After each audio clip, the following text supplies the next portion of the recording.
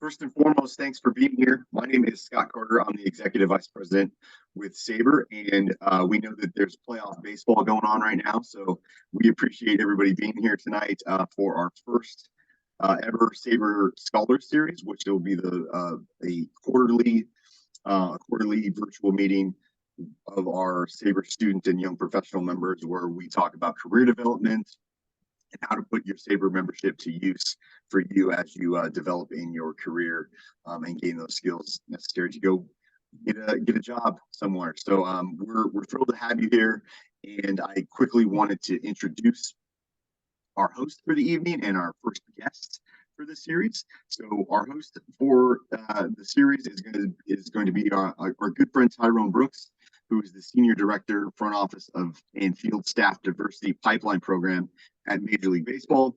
Tyrone is also a former Board of Directors member for SABR, so we are thrilled to have Tyrone do this. We're lucky to have him as part of the SABR family. And likewise, our first guest in the SABR Scholar Series is Katie Krall, the Senior Product Manager in Baseball Strategy at Hawkeye Innovations and former development coach with the Boston Red Sox. She previously worked as a baseball operation analyst for the Cincinnati Reds and also at the Office of the Commissioner of Major League Baseball. Also a very good friend of the program. We're thrilled to have them both in the SABR universe. And I'm not going to talk anymore. I'm going to turn it over to Tyrone and let Tyrone talk to Katie, because that's what y'all came to see. So take it away, Tyrone. Thank you, Scott. Glad to be here. Katie, so good to see you. As always, it's always a pleasure to be around you, having a chance to connect with you tonight. A lot of people may not fully know your story, and it's just really exciting to have a chance to have this conversation with you, for people to learn more about you, your path. For many who are looking to embark on a career in baseball, it's good when you can hear from other people and hear and learn about their story, learn about some of their ups and their downs, their triumphs, any obstacles that they've overcome. So I'm glad to have you here with us tonight, and glad to be here hosting this session. So many SABR members here. We're glad to see everyone here. Let me start, Katie, with, I know for me as a kid, it started just going to a game for the first time when I was 5 years old. I'm just curious for you, how did that love of baseball start? How did it become part of your life and really become part of the passion for who you are? Thanks, Ty. And yeah, this is an amazing turnout tonight. Nice work, Scott and Jessica. I would say it was twofold, Ty. The first would be my mom, who was on the board of the Chicago White Sox and would come home with these really thick binders filled with information on how much it would cost to have hot water at Guaranteed Rate Field, or whether or not they should install a different concession stand in left field. So I knew from a young age there was this other side of baseball that had nothing to do with being a shortstop. And then my godfather was the bullpen coach of the Twins for 32 years. And he was very old school, tobacco chewing baseball. He used to say those damn spreadsheets are ruining baseball, which I find really ironic and beautiful, because then I eventually became one of the people who creates those spreadsheets. But I really do think it's because of him that I have such an appreciation and understanding for the more traditional side of the game. And so then when I coached with the Red Sox last year, I wore 43 because of him. So to your point, it was very family based in terms of how I got introduced to the game, and then that tether just was strengthened over the years. No, that's wonderful. I know for me it was going to a game for the first time and seeing players that looked like myself represented, like Eddie Murray, who was my favorite player of all time, who I finally met last year. Oh, nice. After 40 plus years. And and just to have that fandom is so important, and that's why so much of the different efforts that are done, I think, in our game, trying to bring people to our game, it all starts as a kid, and obviously I have two kids, and both of my kids have played baseball. So just having even my daughter playing baseball, so just that's important. So let me ask you, just kind of shifting toward just working in the game, and now that dream coming true. We talk a little bit about your path in making your way into baseball, and really what you kind of learned at each step of it. It's just something I think is very fascinating. What kind of glimpse you can kind of share from that? Definitely. Well, I think the main inflection points truly were being hired by Major League Baseball for the MLB Diversity Fellowship Program. I can still remember interviewing with Kim Eng, interviewing with Peter Woodfork, being an undergrad at Northwestern and being so intimidated that these really incredible people would take 30 minutes or an hour to talk to me. Prior to that, as you know, I had worked for the Cubs. I had planned the World Series Trophy Tour in 2016. I had been an assistant GM in the Cape Cod League. So my objective had always been to work in baseball, but I truly assumed that, being a woman, it wouldn't necessarily be feasible right away. So I figured, okay, maybe I'll make some inroads on the business side. I'll work in marketing or corporate sponsorship and then someday pivot, which, as you know, can be done, but isn't necessarily the common path. So then when the diversity fellowship program became available to work at headquarters and to be part of the macro level initiatives, I knew that it would change my life, and it absolutely did. So I was there for a year and a half, really loved it, worked with some amazing people, and I think got a really unique perspective on the game, whether that was through salary arbitration, rule changes, collective bargaining agreements, like working with Reed McPhail or Chris Young, who's now with the Rangers, like absolutely brilliant people. And, it is a small ecosystem. So to be able to network was very valuable.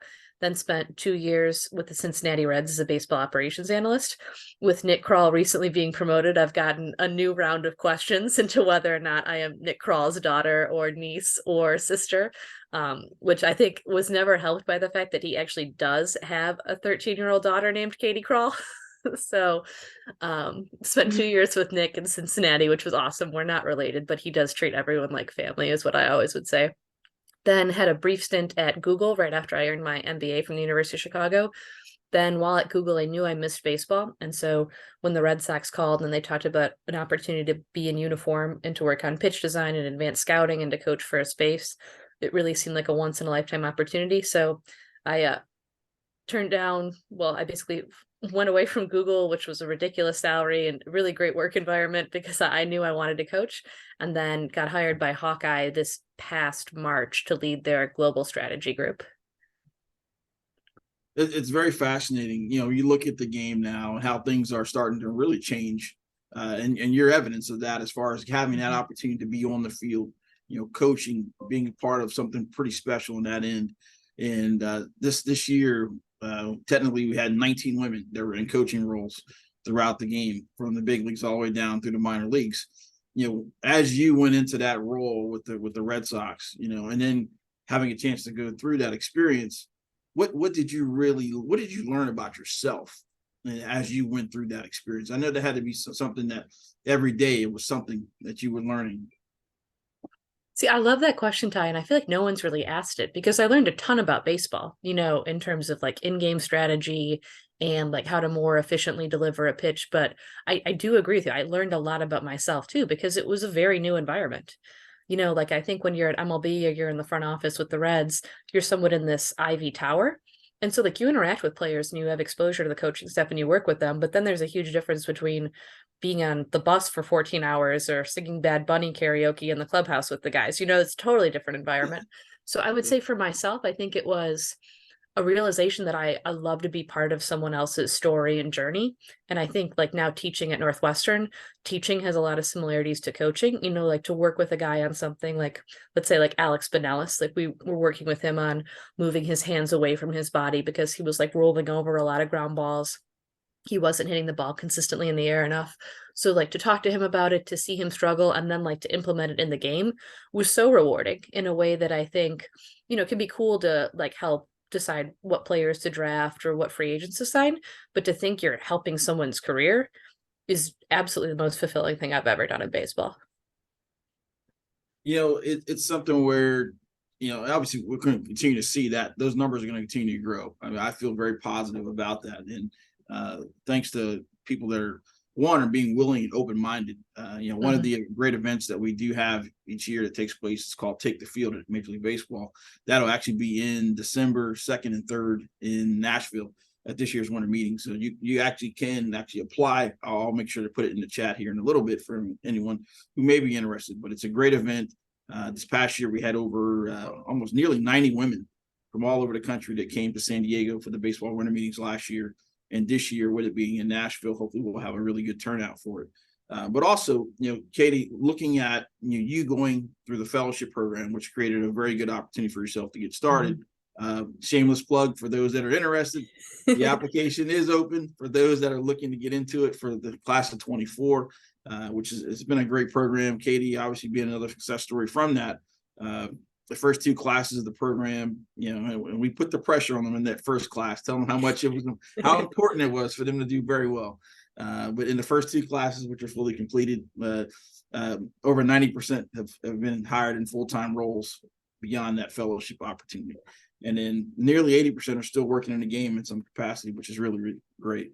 And then right now we're just wrapping up the 3rd class, but the application is open for the 4th class right now. That'll be open through October 27th. So for those that are interested, definitely get going on that application, get your materials in, and it's a great opportunity to get started working in baseball operations, either with a club or the league office.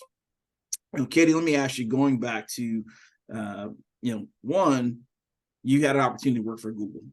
Not everybody gets that opportunity. Can you kind of give us a little bit what the landscape was like to do that? And also just going back to school like you did, get your MBA. Kind of talk about that experience. Definitely. I know my mom, Ty, said, "You're crazy. You're leaving Google. There's they take 0.5% of the people who apply for the job. What's wrong with you?" But she knew where my heart really was. So Google was really incredible. And I think I was at a unique inflection point in that I had wrapped up my MBA and I loved baseball. So it wasn't like I was being pushed out of the sport, but I was curious to see if I could swim in deeper waters.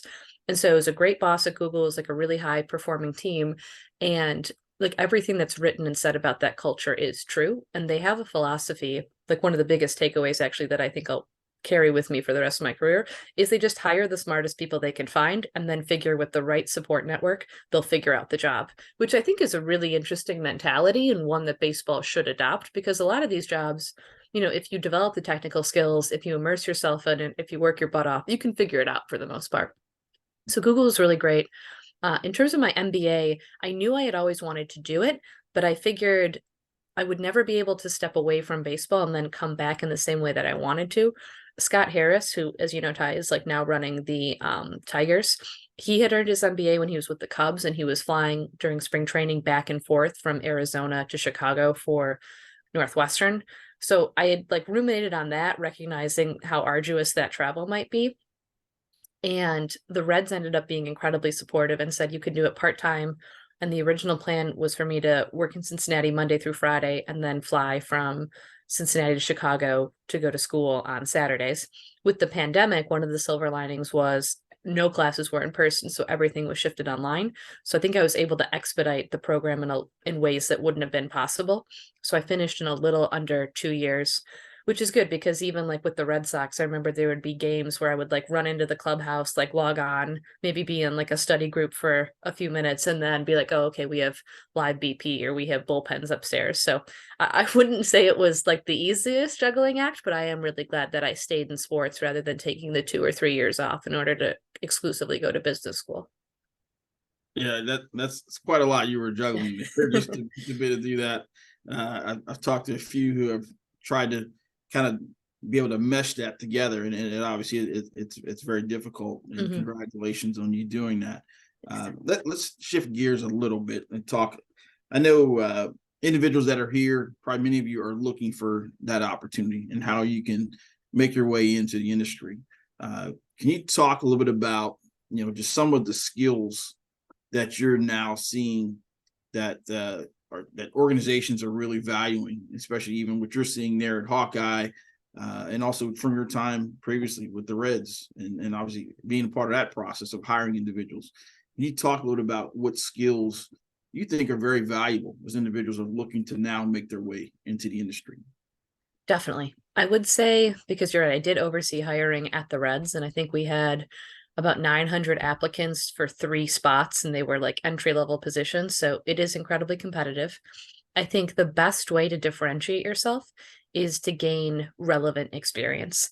And what I'll sometimes suggest, probably to the horror of their parents, is I'll say to students, I'd rather have you get a handful of B's, or I'd rather have you not make honor list this semester if it means you took an internship with a sports agency, or if it means you helped work for your baseball team. I think that your GPA is obviously very important. It can inform things like grad school and, even scholarships. But at the end of the day, if I'm looking through a resume and I see that you've really done nothing other than a handful of clubs at your school, you're not going to get that opportunity. So I think the more proactive you can be in finding those different types of roles that would align with what you wanted to do is incredibly valuable. So that would be my first area of advice. Like, really take a look at your resume and say, okay, if it's only me being a waiter or waitress, if it's only me, being the president of my fraternity or sorority, again, those are all really valuable experiences, but they're not necessarily going to set you apart from the hundreds, if not thousands, of other people who are applying. The second thing is the technical skills. I would say that the industry hires, and like, I don't want to say it's cyclical, but I would definitely say there's a lot of mimicry in that. 4 or 5 years ago, I think like the easiest job to get hired for was like an analyst or a data scientist. So maybe you were a stats major, maybe you were an econ major. Now I would say almost everyone's looking for people who would more so be in like the software development field. So whether that's like data engineers, programmers, rather than outsourcing that, a lot of teams would rather keep it in-house. And then the third would be biomechanists. I would say almost every team either currently has a biomechanist or like a sports science technician that they want, who probably has more of a clinical background, maybe even a PhD, to then come in and try to explain to them, okay, how do we get actionable results from our Hawkeye data? Yeah, it's very interesting you bring all that up, because I know when I look at all the skills, I look at the job descriptions that come out nowadays, and I think back to when I was coming in. Obviously, don't want to date myself, but going back quite a while, and some of my fellow counterparts in the industry kind of wonder today, like, man, we would have no chance at this point trying to get obviously it's a very talented pool that's out there, that they're all looking to make their way into the industry. And every day, as part of my role, I'm always talking to candidates, looking at their resumes, getting a sense of kind of where they want to go. So it is great to see so many people that are passionate about wanting to make their way into the industry, and get started.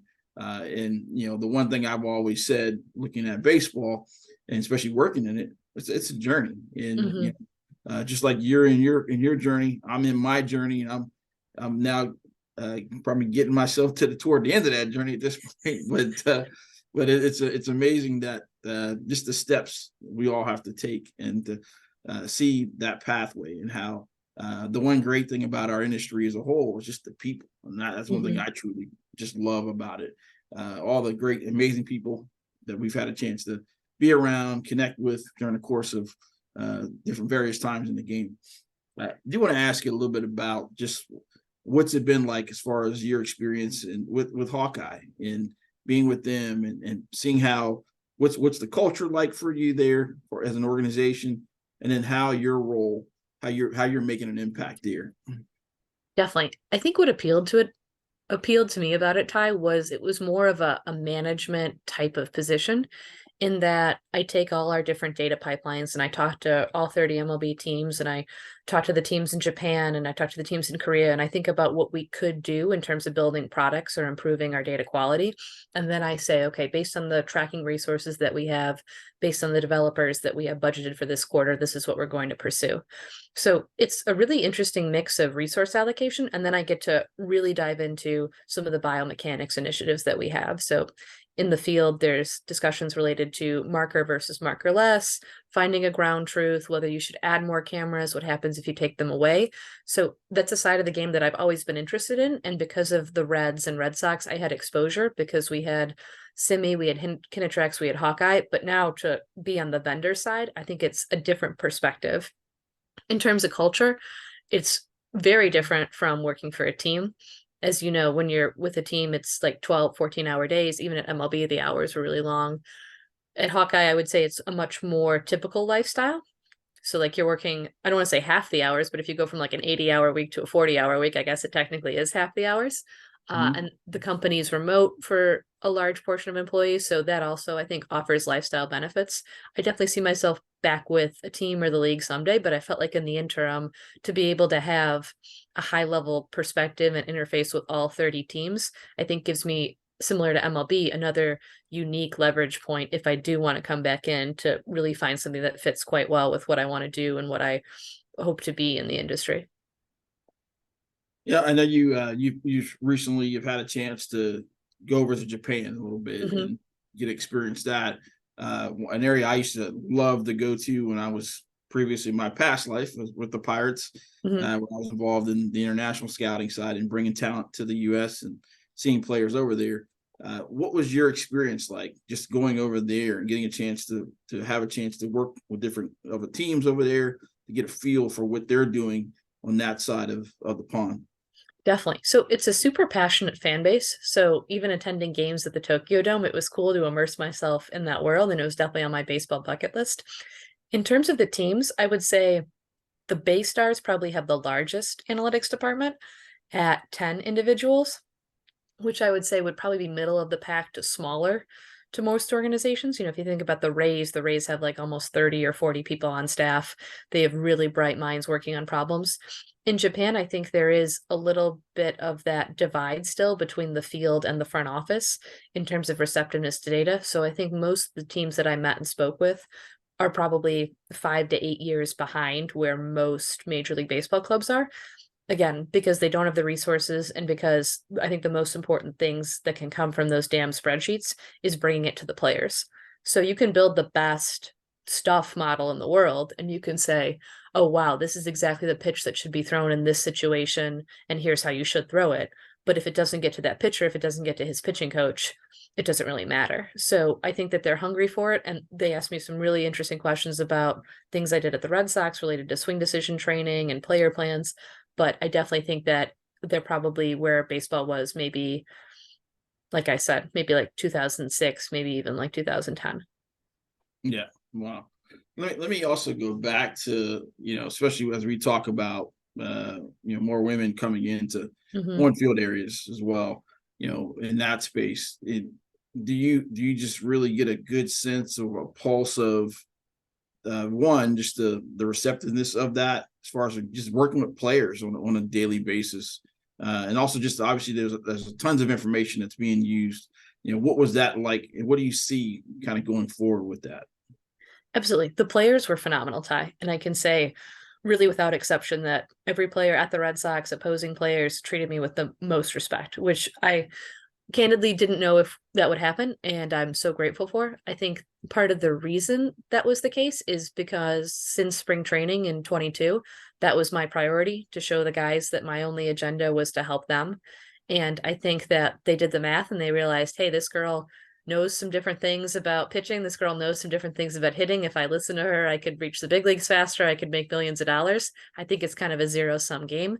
Like even talking to Chris Murphy, who has now been with the big league team in Boston, he came up to me during spring training and he's like, why won't anyone let me throw my curveball? They keep telling me it's a garbage pitch, but I know it's pretty good. It's like walking him through why I thought it was a valuable pitch, and, the way that the stuff grade model takes into account different factors about his arm angle and that type of stuff.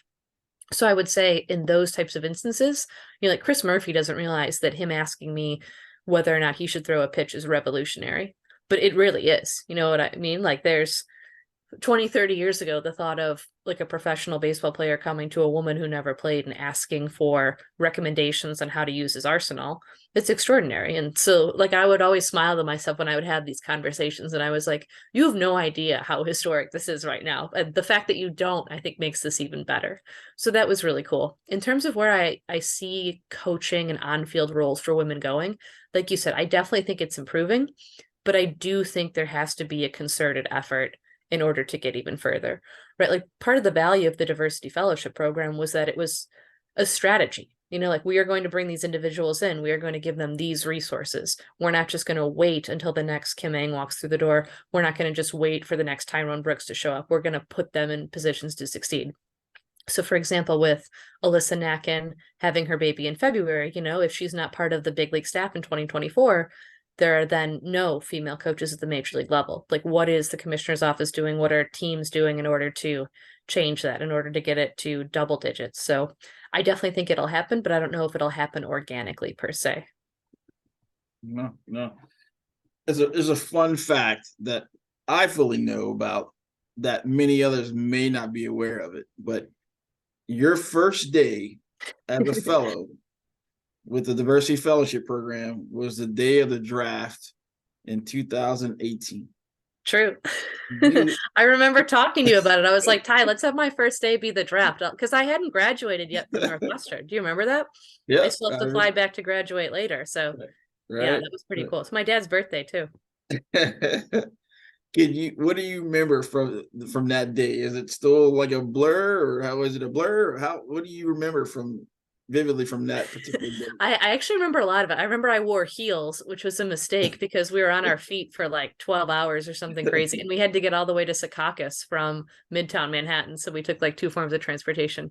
I think it was just amazing, Ty, to be there and to be at the MLB Network studio, which I had watched a million times on TV.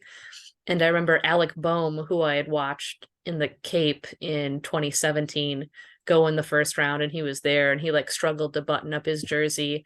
And he had actually been the player because I had interviewed with other teams prior to the commissioner's office, and then ultimately chose MLB because I knew what a unique opportunity it was. And whenever somebody asked me, well, who was the best player you saw on the Cape, or who was someone we should keep an eye out for, it was always Alec Boehm and Nico Horner, who I cited. So I also thought that was a really cool full circle moment too. But yeah, definitely the biggest takeaway was don't wear heels to the draft.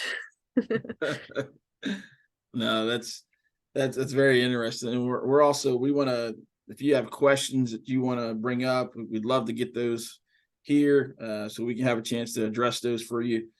We want you to have your opportunity to share, your opportunity to things that you're thinking about that you would like to ask Katie, or myself. We want to see if we can address those for you, because obviously just take advantage of the forum that we do have here tonight and give you that opportunity.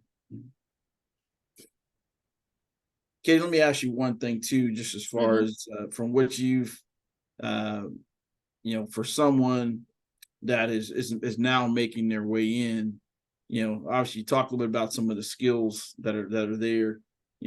What about just the things sometimes that are those soft skills, as far as being in an office environment, or just being in a professional environment, some things that people could probably learn further about as they come into that type of experience? Definitely. I really like that question, Ty. I would say, because like the technical skills are so valuable when you're an individual contributor, but then like as you like move up, like the management side, the executive side, it's all about the soft skills. Like, how are you as a communicator? How are you as a person? How do you treat people? So I would say, even from an entry level position, like never assume something's beneath you. Like, I think as a boss, like it's a huge turnoff if you come in and you say, oh, well, I don't want to do that, or that doesn't have anything to do with my job. Like I remember at MLB, like my first day of work, one of the tasks I was assigned was we had to mail out draft hats that were left over, and we had to ask if the scouting directors for each team wanted some of the extra jerseys or something we had lying around. And I think it would have been really easy to say, okay, I just graduated from Northwestern and now I'm mailing hats professionally for a living. But in actuality, I saw it as a chance to introduce myself to the scouting directors, to, get to know their names, to say, okay, this is Jeff Greenberg at the Cubs. This is, so-and-so at the Yankees. Because like I said, baseball's a really small world. So to get to know the players off the field in the front office was worthwhile. So that would be one of my biggest recommendations: is take anything, stay on top of your work. I think probably at MLB more than anything else, because a lot of different people threw things on my desk. Get ahead on things so that when a really unique opportunity comes and someone wants to pull you in on a meeting, you don't have to say no because you're a week behind, or because you have to finish up a project that you didn't address right away. I think, always assume that something else is going to be coming that you want to be a part of too. So that's also really important. Also, like be super nice and make friends with the people that you work with. Ty, I was just texting Amanda Brady this morning because she has Harry Potter Yankees hats that she's going to mail me, because I asked her about them a few months ago. Like Christian Perez, like Maggie O'Hara, like all the people who are in the MLB Diversity Fellowship class with me, like I still stay in touch with, and they're really great people, and you never know where they're going to go someday.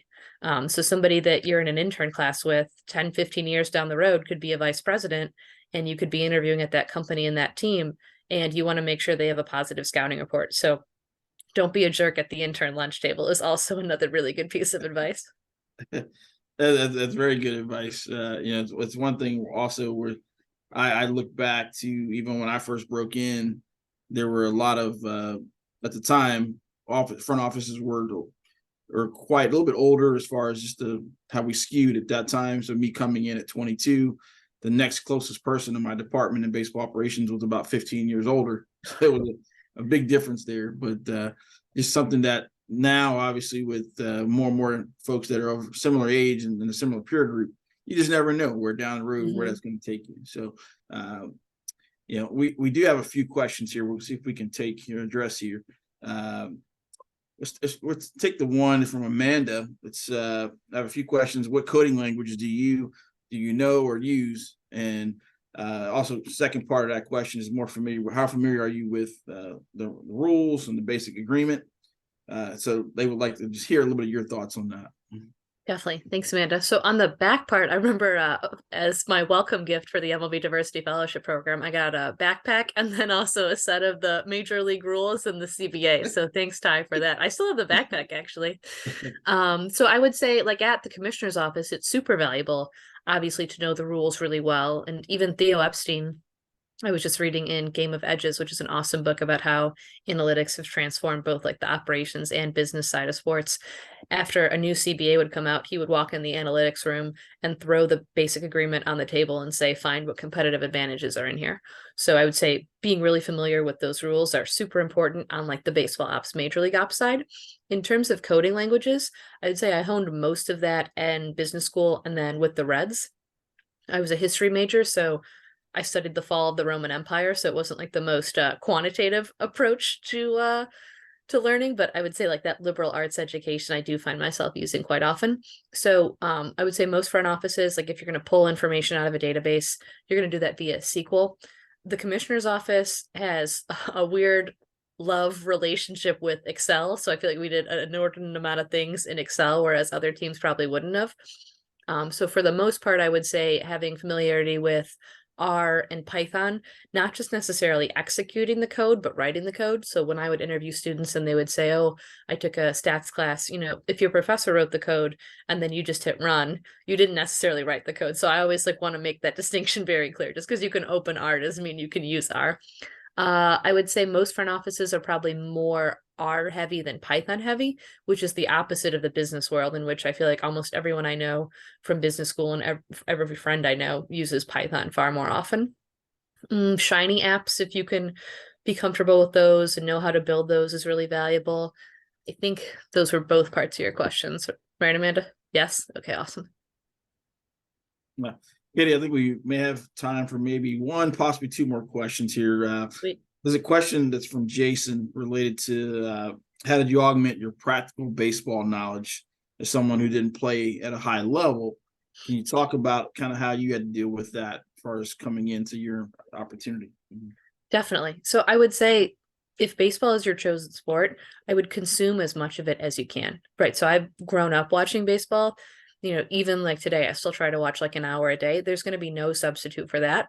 The other thing is like writing scouting reports. So understanding all aspects of the 20 to 80 scale, even if you go into more of a data heavy role in a front office, being able to look at a player and say, okay, I would sign Pete Alonso because he represents an upgrade to our current first baseman. And here's why. That talent evaluation component, like whether you're Ty 10, 15 years ago in Japan looking at a potential international free agent acquisition, or you're looking at a 16-year-old in the Dominican, that is the core of the sport, being able to identify talent. So on the Cape, writing scouting reports was also really important. Also, like some of the public articles that are available all the time via the Athletic, Baseball Perspectives, Fangraphs are absolutely incredible. And I think baseball, by and large, is the best sport when it comes to the zeal of the community of fans.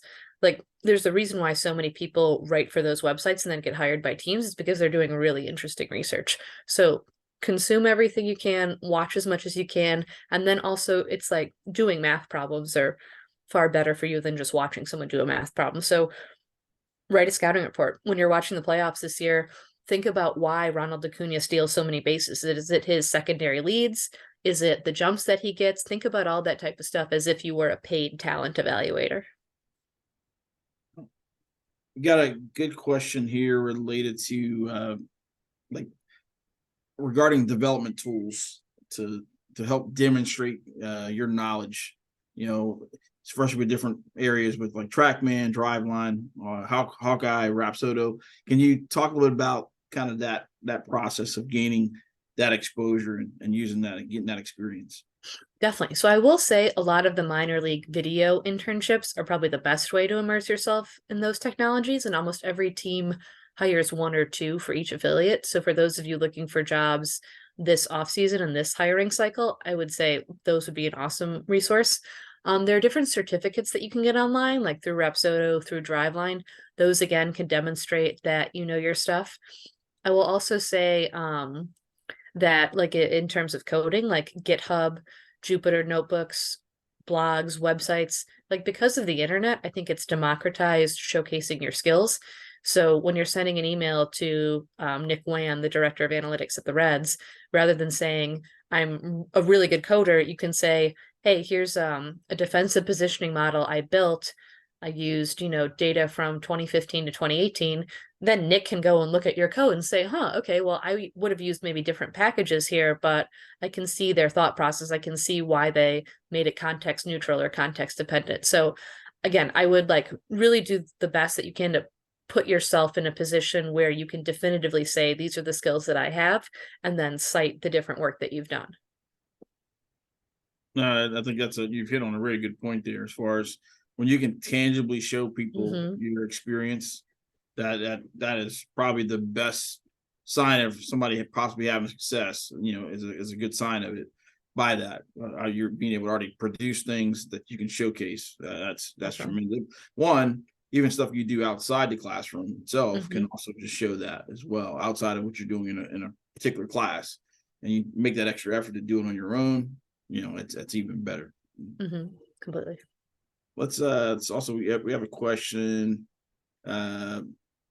You kind of handled a really good question Allison had related to kind of advice. I think you kind of really hit on a lot of that. But let's go to, we have a question. Let's see. This is from Parker, and he's a 20-year-old undergrad in the senior year. Wanted to be, it would be more beneficial to pursue an entry, and not necessarily data-related baseball internship, or a data analytics internship with a major company unrelated to baseball, so outside of the industry. What are your thoughts on that, Katie? As far as really good question. The salaries will be different. The location will often not be of your own choosing, and like Ty and I have had conversations about this, like Ben Charrington and I have had conversations about this. I think part of the issue in diversity historically in the game is because the way that you move up and the way that you become a GM is you get like an internship when you're 21, 22 years old, you move to whatever city that is, and then hopefully over time, over a decade or two, you get to the top. If you're making $7 an hour and you work in Boston or New York, that means you're probably going to have to be supported by your parents. You're probably going to have to come from a wealthier background. And so it marginalizes a lot of people. So that's going to be my caveat, and something that I ruminate on constantly, because I think we have to do a better job of eliminating those barriers. I would say it depends on what you want to do. If you know for a fact you want to work in baseball, I would take that opportunity with a team and run with it. Because the minute that you have that on your resume, you are in a different tier and sphere than you would be if you work at Procter & Gamble as a data analyst. I have a friend who's still at MLB. Actually, he's been there for like 5 years now, Josh Keene, who worked at TrackMan, I think for 3 or 4 years, then got hired by MLB.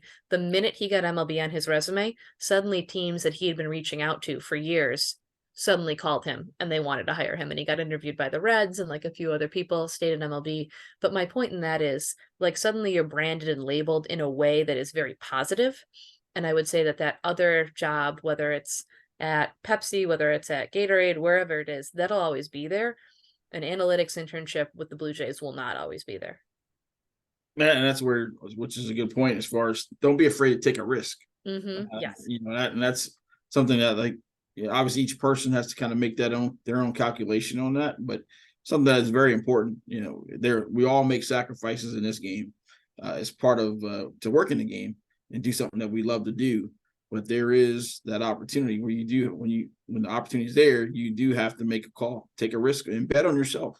And like you mentioned, you can't always go back to something else in corporate America. If anything, you're going to look even more attractive because of the experience, having a chance to work within a major league organization or at the office of the commissioner. So let's we're going to turn it back over to Scott and allow him to thank you first and foremost, everybody here, but I'll let Scott get a chance as we get ready for the breakouts. But let you take over, Scott. Thank you so much for allowing. Thank you so much, Katie, again, for being a part of this. Thanks, Ty. You guys are awesome. Thank you so much, as I'm fighting with sun coming through my shades right here. So thank you both. I know for questions, we didn't get to all of them, but there's just so many. And Katie, we appreciate you answering as many of those as you can, and Tyrone adding your insight as well. So what we are going to do is now I'm going to turn it over to my colleague, Jessica Smith. She's going to talk to you a little bit about how to make your SABR membership work for you. One of the things that SABR is incredibly proud of is, and both Tyrone and Katie mentioned this, is doing things to differentiate yourself from the thousands of other people that are in your position trying to find a job in baseball. And SABR actually started last year the SABR Analytics Certification Program, of which Katie was involved helping design the first course and kind of the ladder for the curriculum as we progress. But we've got an introductory analytics course, which I suspect most of you are way past. But we have an advanced analytics course, which is taught by Ben Jedlovic at Major League Baseball. And we just introduced our level 3 course, which is Introduction to Baseball Programming. So when Katie's talking about things like R and just using these different programming language, if that's something that you're not yet comfortable with, that might be a place to start to kind of bridge that gap between your analytics knowledge and what professional data analysts and developers are using at the professional level. So I'm going to let Jess talk a little bit about that, and then stick around and we'll do some breakout rooms just to give you guys a chance to ask more questions. Hey, yeah, thank you everyone for joining us tonight, and thank you Tyrone and Katie. This is such a great way to start our SABR Scholar Sessions. So like Scott said, I'm going to go ahead and share my screen and just do a quick overview of the certification program to make sure everyone knows how to access it.